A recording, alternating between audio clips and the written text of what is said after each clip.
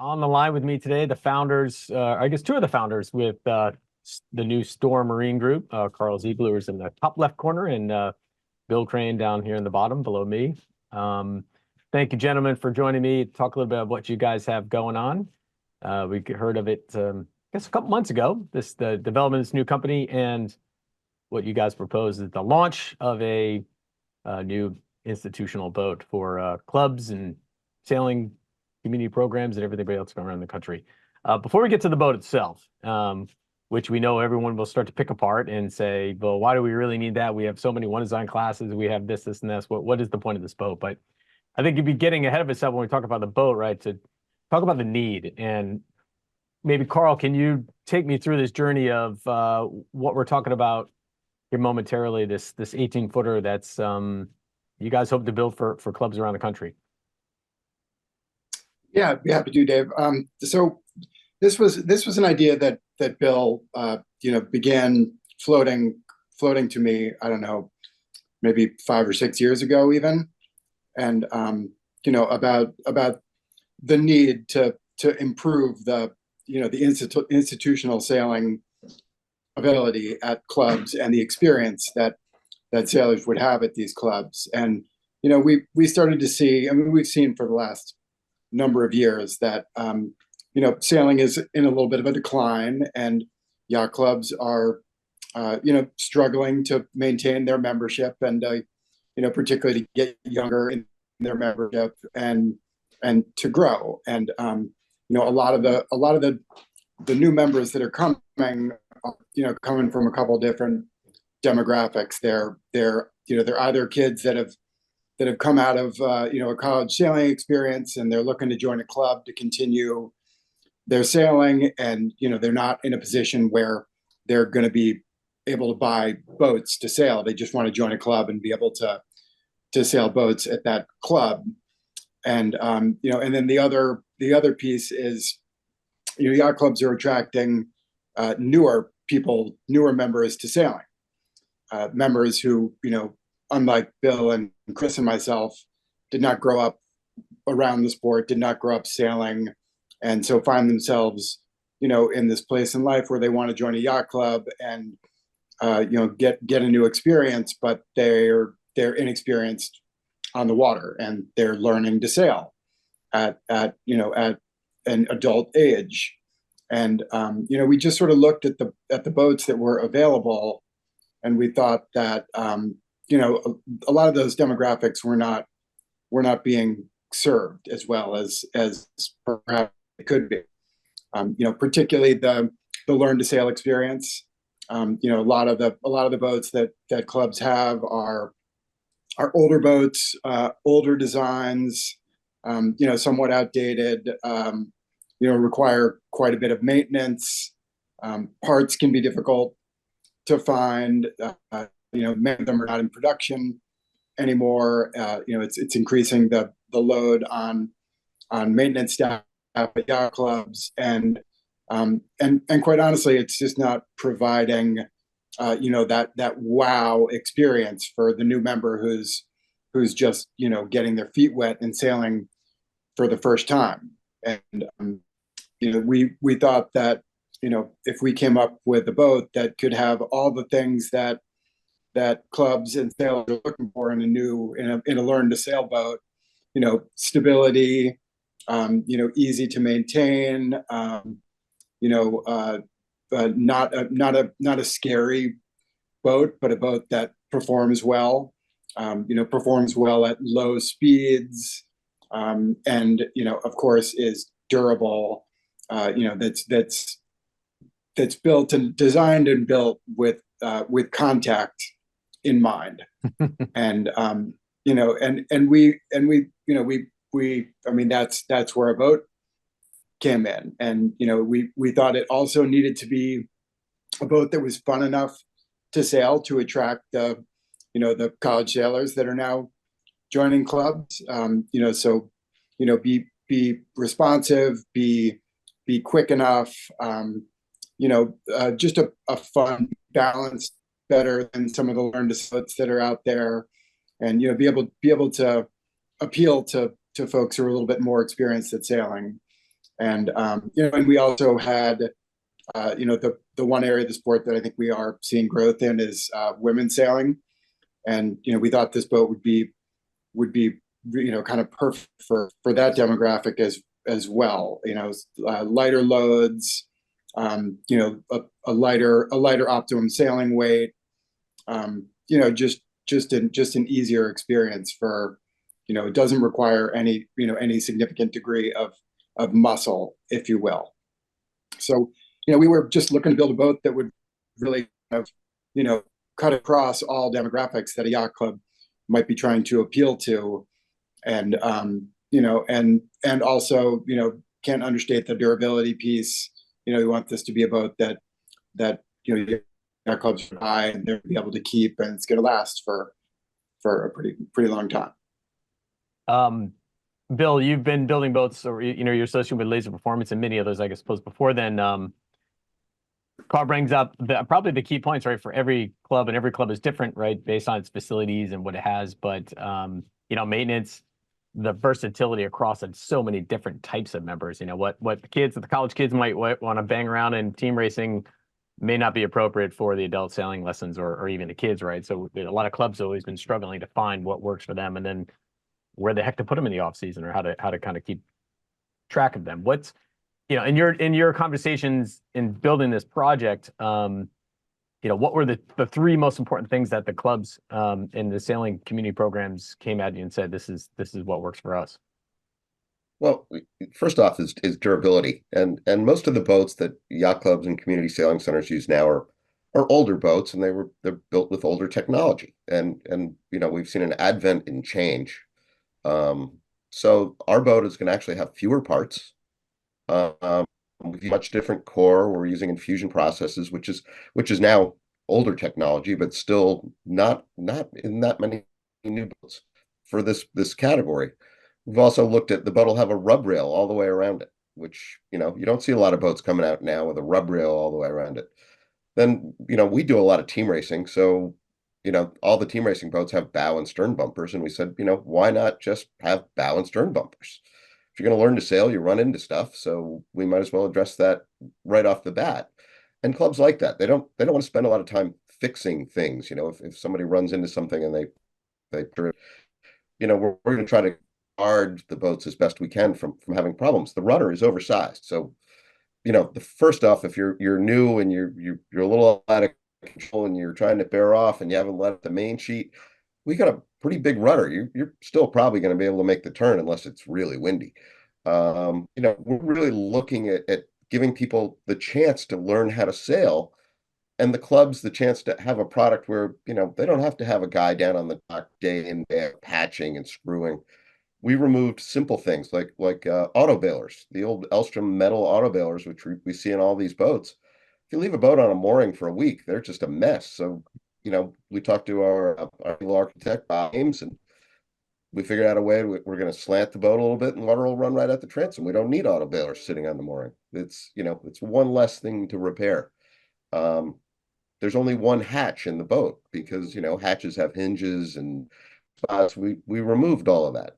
There's no reason for it. We have some gear bags scattered around the boat, so you can put your water bottle and your radio and everything you need to. The only thing under a hatch will be your anchor and rode, for safety and perhaps a roll. We really looked at making it easy. That it has a shallow draft. We talked to Robbie Doyle and the guys up in Marblehead, and they have a real problem is that there's not much room left in the harbor, and where there is, it's so we have a shallow draft, but with a longer cord length on the keel, so the boat is still maneuverable and it'll stop and it won't side slip when you start going again. So it was really important.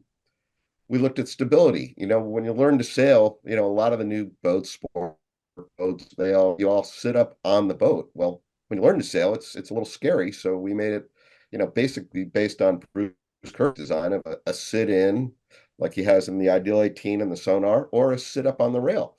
So when you're learning, you can sit in and you feel safe and secure. It's really important. We're trying to make a really nice experience for somebody who's learning how to sail. It feels safe, you feel secure, you don't feel like you're going to fall off.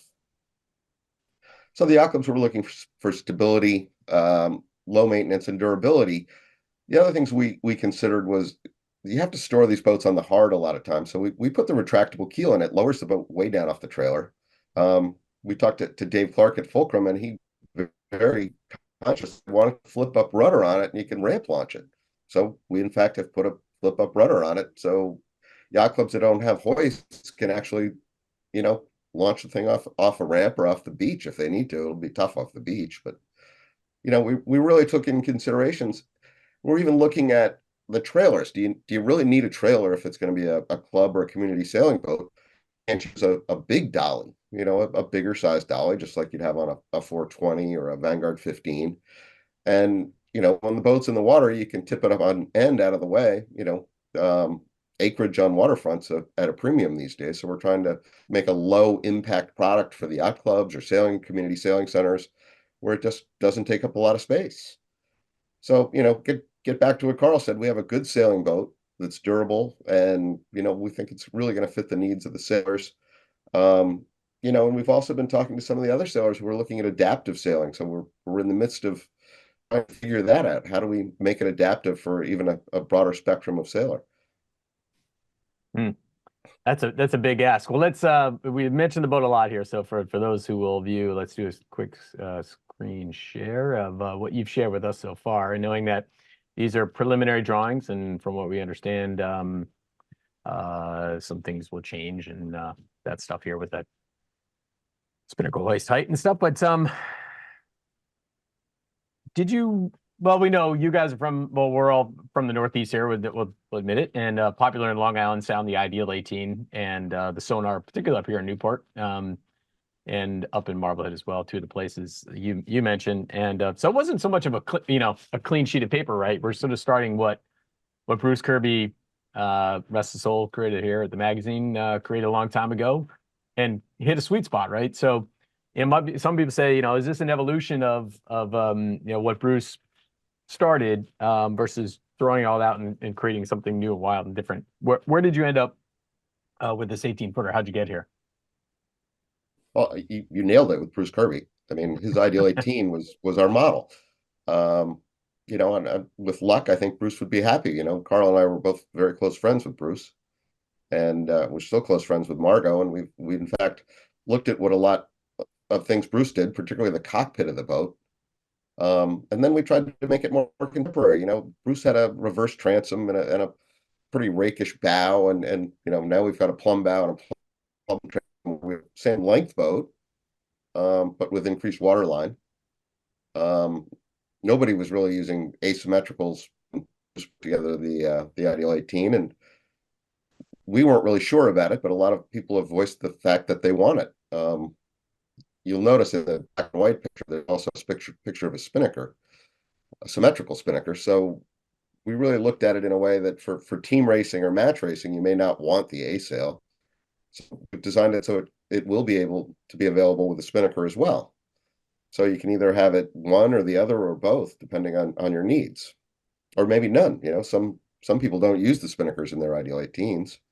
But I really think, this is an evolutionary boat. It's pretty hard not to be evolutionary in sailing these days, unless you're going foiling or doing something crazy. Yeah. Yeah, I think that's probably correct. I mean, if you even look at the top view, the cockpit is pretty reminiscent of an Ideal 18 on purpose. It works. Bruce Kirby hit the nail on the head, so we can't take that away from him. And so this is a Bob Ames design who's done plenty. We can people Google him away. And so what can we see here on the overhead with the deck? Is that an open deck? Be able to access the front? Let's maybe kind of walk us through the design front to back. What's what do you got going on here? Well, the deck is actually inset, so it creates a gunnel up around the foredeck. Mm-hmm. Being if you're new to sailing and we didn't have that gunnel, and we certainly didn't want to add a tow rail, you might feel a little insecure, like you could slide off. So that was actually Bob Ames and Dave Clark recommended that, and we looked at it and we said, that's a really great idea. So we put it in, but there is no access beneath the foredeck. We don't want people to access this boat. We don't want places where we're going to have ingress and have problems. So really, it's all sealed up. There's no way to get inside. Once it's complete, we don't want people going inside. If you Or- look further aft, we didn't do, like, the Ideal 18 has a self tacking jib. And really, if you're going to learn to sail, we thought part of the experience is learning how to trim a jib. So we actually have 4.5 jib tracks and 2-to-1 jib sheets, and you'll actually have to tack your jib when you tack. And then you're going to learn how to play. So we thought it was a little bit better. And then if you move aft, you'll see we have a very small traveler, but we have a traveler. The Ideal 18 doesn't have a traveler, and we thought, it's a small traveler, so it's not hugely effective, but it'll work. And people will learn how to blow off a little power with the traveler, or maybe twist a little bit differently. We'll give them some options, but it won't be foreign when they move up to another boat or they get in another boat. They'll understand how to use it. And the experienced sailors will know how to use it right off the bat, and I think they'll appreciate it. We left the transom semi-open. There was a lot of discussion. We really first were going for an open transom, but if you sailed in Newport outside in light air and the big waves rolling around, we figured a lot of people were going to get their feet wet and be unhappy. You see Long Island Sound with motorboats slapping no wind on a Sunday, it would be messy. So we listened to our naval architect, and we raised it up a little bit, but it'd still allow, if you had your kids out sailing and they wanted to go swimming, they'd still be able to climb in over the transom. Or if somebody fell out, you could always pull them in over the transom. So we took all that into consideration. Okay. The seats in the cockpit are really long. So if it's learn to sail and you have a sailing instructor and 4 or 5 little kids, there's plenty of room. And that was the idea, which is to have a lot of room. It's really, 2 or 3 people racing, I would say. Could be 2 and could be 3, depending on what you want to do. But it's roomy. I think it's really kind of a pretty good platform. We have no backstay, which is what's caused the problem with that masthead asymmetrical, which will have to be lowered. Yeah.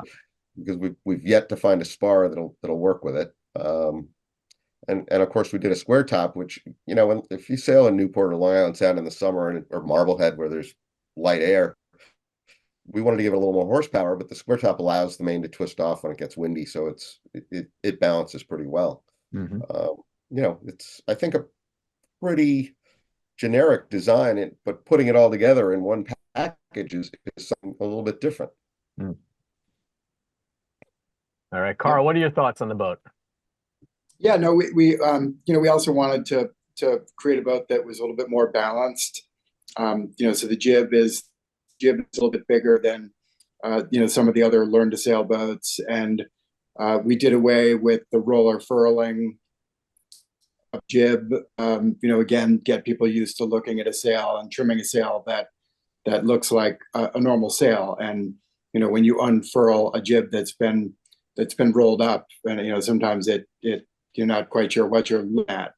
Wanted the jib to have battens, and so it's just going to be you're just going to lower the jib, and it's going to have hanks, and it's just going to lower right into a bag that's going to be on the deck, and you can zip it up. So it'll still be the same ease of a roller furling, but it'll produce a sail that is easier to trim, and again, it's a little bit bigger, so it'll create a little bit more balance in the boat. And we wanted we moved the boom up a little bit, for learn to sail. Again, we don't want anybody getting hit in the head with the boom.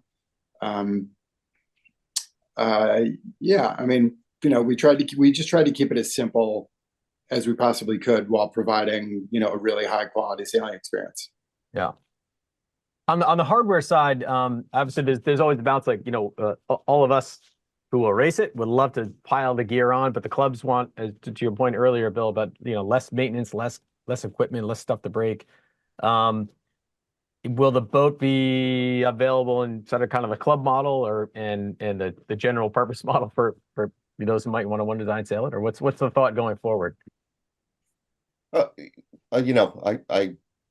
really spent the last 10 or 12 years of life working on single manufacturer one designs. Mm. And the beauty is, yeah, there's a room for a little bit of option, but realistically, I think we want to keep it tight. We don't want people to go out and turbocharge it. There's no reason to do that. It's more about the sailing experience than about, adding stuff to your boat to make it go faster. If they all go the same speed, I think we'd be pretty happy, especially when we look at these boats being used for team racing or match racing. Balancing them out is a trick. So I think keeping them pretty, real one design, I think is really important. But again, if the class, and someday I think there will be a class, that'll be really up for the sailors to decide, and not us. Yeah, Yeah. we definitely, we wanted to try to keep it as uniform as possible, for the simplicity's sake, but again, to just try to improve the overall experience for sailors. We had a vision of, a lot more inter-club, as well as intra-club sailing. So, you can pop out on Long Island Sound and there, a host of yacht clubs, going out the direction of you, and you can have a Wednesday night series against your neighboring club, and everybody's in the same platform. Mm. Yeah, was that what it was like back in the day of the Ideal 18s? I think I sailed one maybe 20 years ago, and I remember, yeah, there was quite a few around and some moving around, from club to club. Is that feasible these days, you think? Yes.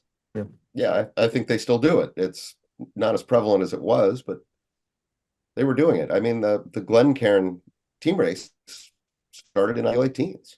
Or I shouldn't say started, but it was brought back to life in Ideal 18s, and all the yacht clubs on Western Long Island Sound dragged all their boats to whoever the host was. Mm. It was a lot of fun. Yeah. So for yacht clubs, I know that obviously there are going to be a lot of people who have a lot of questions, but this is just the start, But for the clubs themselves, these boats, I'm assuming will be, let's throw it up. What's the price range you're thinking? And then I think our target right now is $40,000. Okay. So the clubs, this definitely is a capital campaign type of project, right? Your experience dealing with clubs investing in fleets of these, what is the thought process, and how long does it take for that to happen, for them to say, yep, let's do it? Well, I think a lot of it has to depend on what they already have in place. So, some yacht clubs have Ideal 18s, and if they're in good shape, they're certainly not going to sell them right away. Mm. Others have fleets that are tired, whether it's Ideal 18s or Flying Scots or whatever they are, and they're looking to make a change. They move relatively quickly. I think for yacht clubs growing their membership, it's incumbent that they do that. For sailing schools, they want to grow. Community sailing, they want to have boats that attract more people to the water. So you need to have a vehicle that's going to attract people, that can keep costs down, because there will be a huge capital expense for yacht clubs.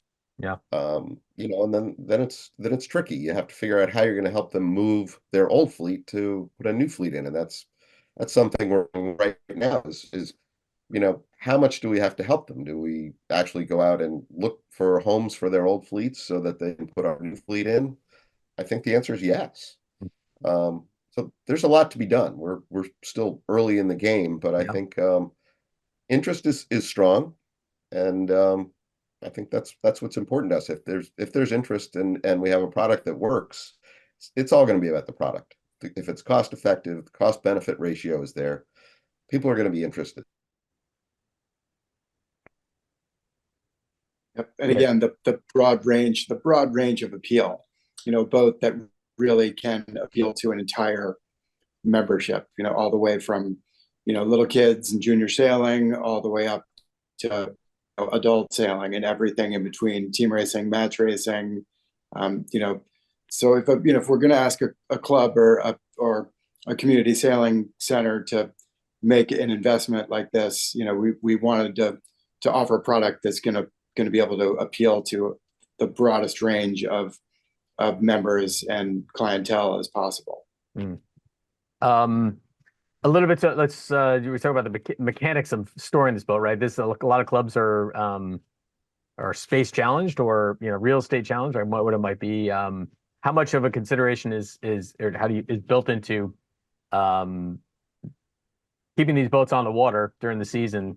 And of course, we're talking about New England and places where it gets cold, and then storing them through the off season. What would what do we need to know about that? Well, that's actually an interesting question because and early on, and we actually need to revisit it. We looked at double decking these things. Lightnings are double decked when they have to move multiple boats, and they store them double decked. We have two Lightnings in our garage with double decked, and it takes half the space. So we've actually sort of investigated whether in the winter time, if because with the keel pulling up or you're taking the keel out, you could double deck the hulls. And then just storing them as you would store any other boat on the hard somewhere or in a warehouse if you're lucky enough to have one. Um, but I think pretty much the idea is that they live in the water during the summer. You take them out to obviously clean the bottoms or maintain them. And then in the winter, you put them on either yard dollies or trailers and you store them away. And how about bottom paint on these suckers? That's the only thing is like, oh, it's a beautiful hole. Now I'm never gonna paint it, right? Yeah. But is that You the got to idea? I paint mean, it. most clubs you find that you're dealing with are gonna wet sail them, yeah.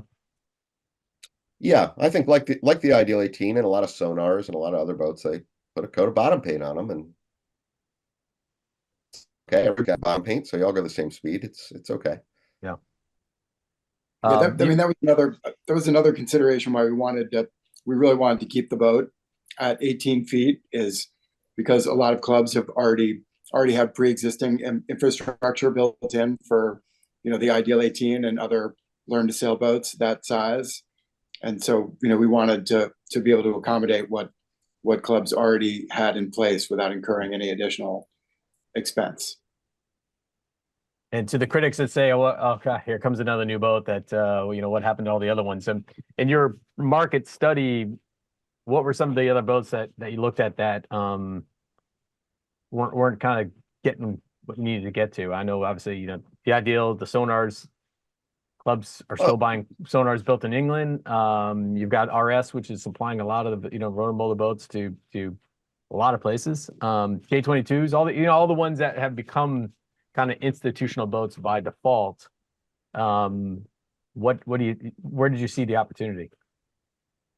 well, first off, the boats you've mentioned are all, other than the Ideal 18, they're all bigger.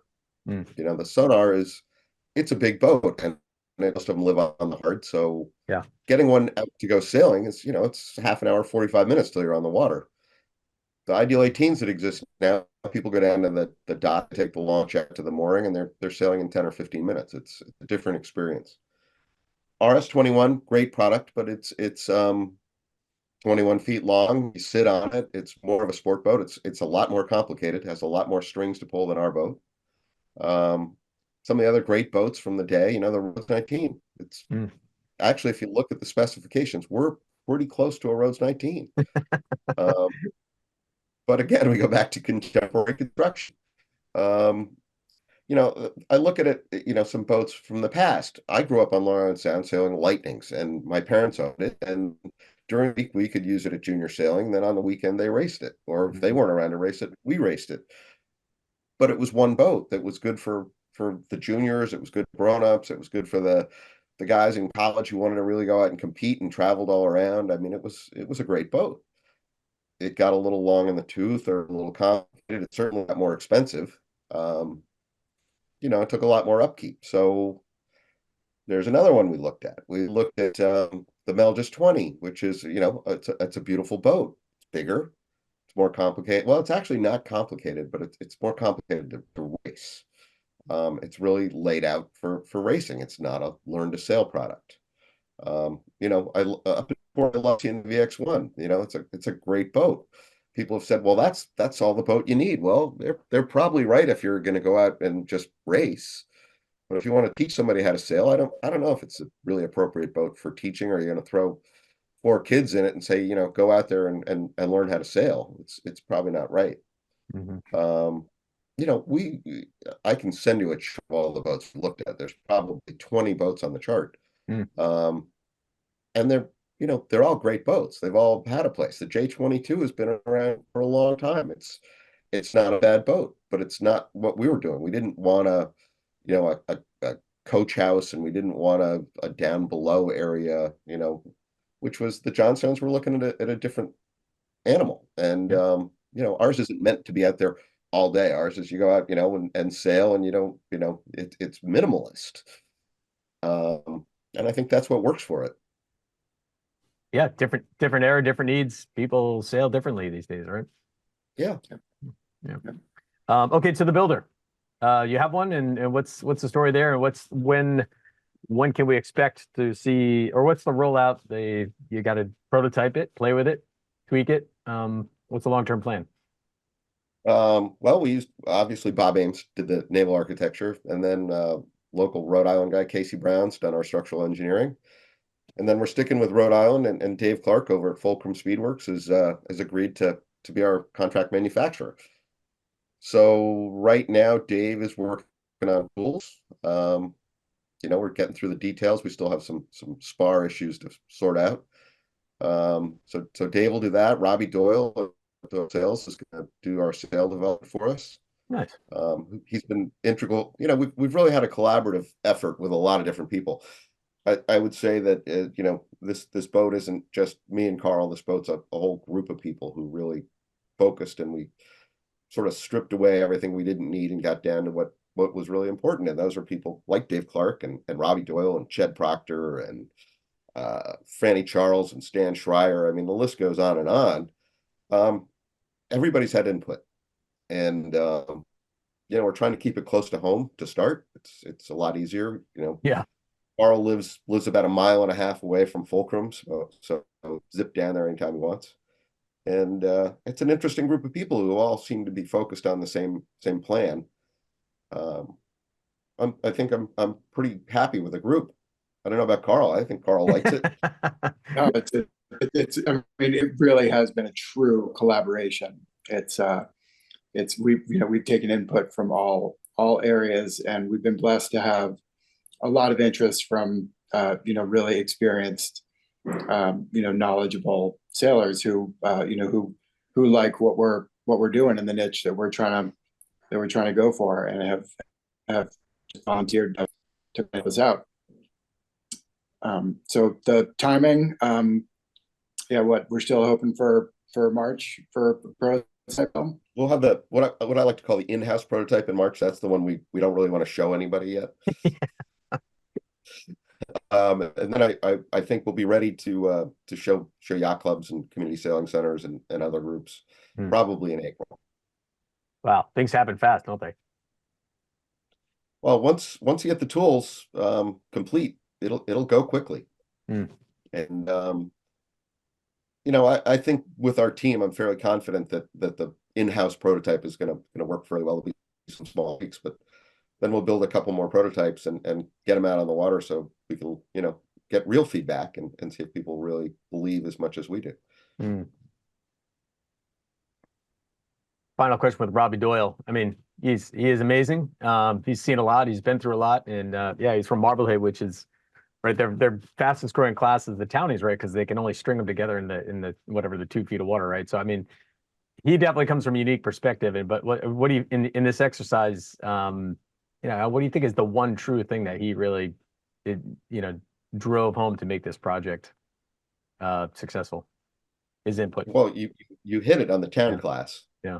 In fact, our jib system with the hanks and the covers is a direct copy from the town class. Thank you to Robbie Doyle.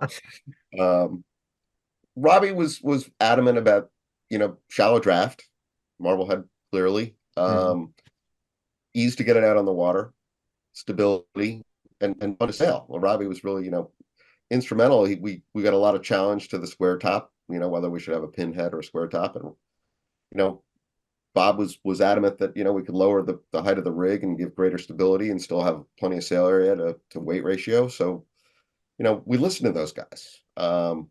Robbie's been around forever. He was, in fact, my sailing instructor when I was 11.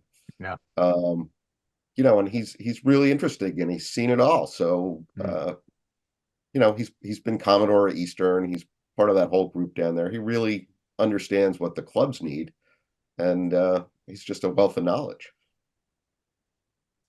Yeah, How about I you, think Carl? he also. What's your lasting contribution to this boat? Should it take off and be the world's greatest? Oh, I mean, this entire project was really just, a labor of love and, an opportunity to fill a space that we've seen open for a number of years. Mm. It's not a sexy space. It's a space of utility, and it's a space, where we see an opportunity to impact the overall growth of the sport by, having a really positive, initial impact on people who are learning to sail for the first time. And so this really there was a lot of thought of giving back to the sport that has given so much to us. And Bill and I and Christopher as well we've all been the beneficiaries of institutional sailboats, and we just wanted to be part of a project where we could be a part of giving that experience to the next generation of sailors, and and possibly helping to grow the sport that we love.